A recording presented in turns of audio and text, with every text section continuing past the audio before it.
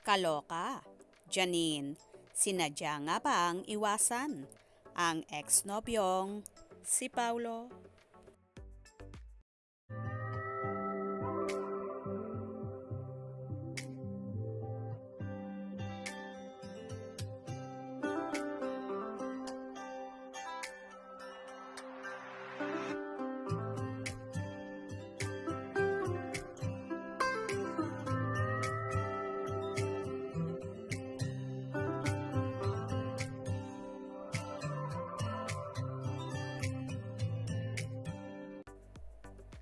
Sinadya man o hindi, the best na nga.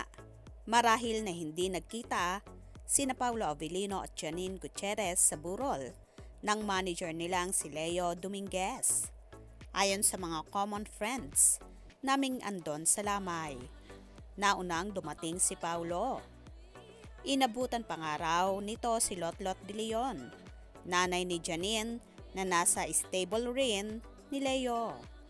Ayon pa nga sa mga kwento, binati ni Paulo si Lotlot pero di naman daw nag-usap ng matagal. Wala na si Paulo nang dumating si Janine, kaya't may mga nang iintrigang mukhang sinadya raw nitong magpalate o paunahing magbigay ng last respect sa manager nila, ang aktor. Well, kesa nga naman lalong bigyan ng kulay o intrigahin sa Lamay kung sabay silang nandon. Mabuti na nga sigurong sa magkaibang oras sila dumating. Kaloka talaga sa mundo ng showbiz at lahat na lang ng kibot na mga artista ay big deal sa kanila. Sa bagay, yan na talaga ang kalakaran sa mundo ng showbizlandia. Ang tanong ng mga netizens, nag-iwasan nga ba ang paunin sa mismong Lamay ng kanilang manager? Ilan lang kasi sina Janine at Paulo sa talent ni Sir Leo na nagbigay pugay sa magaling at mabait na talent manager.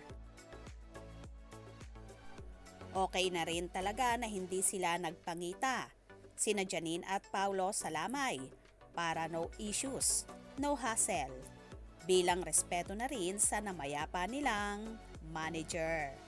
Kaya wag nang bigyan pa ng kulay ang hindi pagkikita at tila nag-iwasan na paunin. Gets nyo ba? Kaya naman tumutok at wag na wag pauhuli sa mga maiinit na kaganapan.